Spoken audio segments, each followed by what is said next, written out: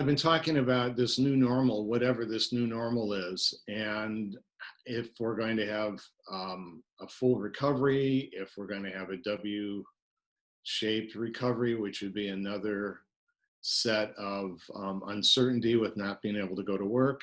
So I've been talking about we don't know what this new normal is going to look like. So we have to embrace uncertainty. And I've talked about setting clear, agile goals for employees to try to take some of the ambiguity out of this uncertainty. And so today I'm going to talk about backing up, setting those clear goals with following through with agile feedback. We need to create today a culture of frequent conversations, a culture where every employee has a right to give feedback to any person in the organization about whether they fall, regardless of whether they fall on the organization chart.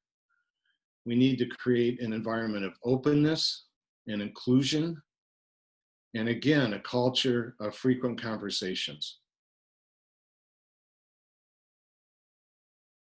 There's definitely two types of conversations that need to be had, and it's my strong belief, and some research backs me up on this, is that they need to be separate. We know in this environment, in this new normal, that we need to have frequent conversations with our associates and our employees and our leaders about how we're doing and how we're dealing with all of not only the uncertainty, but this whole disruption of our lives, economically, physically, with our families, etc. But we also need to have a conversation about the work.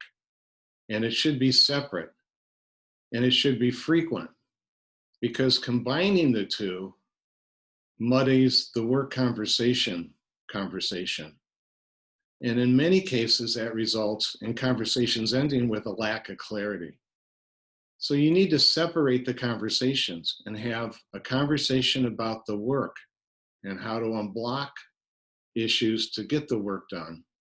Because the goal is to give good developmental feedback and improve employees through this uncertain times.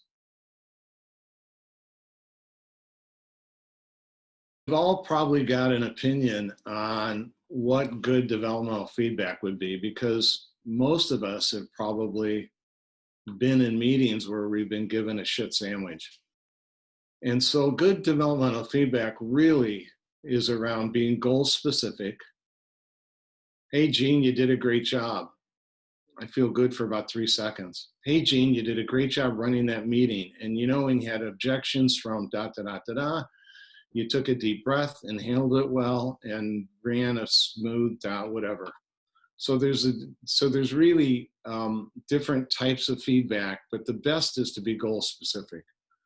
You need to give regular feedback and immediate feedback. You shouldn't let issues fester because they won't solve themselves generally.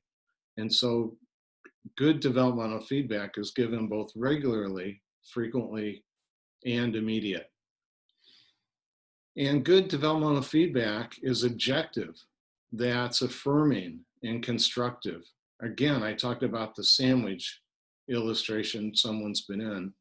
Leaving a meeting that's been all negative generally doesn't improve any kind of performance, because you're mad, upset, generally don't agree. So objective that's really, feedback that's really good is objective, and it's affirming and constructive. And then the last point is it needs to be well-rounded. Feedback from peers, stakeholders, and managers is the best kind, because I get well-rounded feedback for developmental. So we know it's impossible to avoid uncertainty in this environment, but one can be better prepared by setting clear, agile goals and following that up with frequent, honest feedback about the work. This is Gene Pease, and I'm fixing performance management one account at a time. Hit me up at www.mightyu.com. Thanks.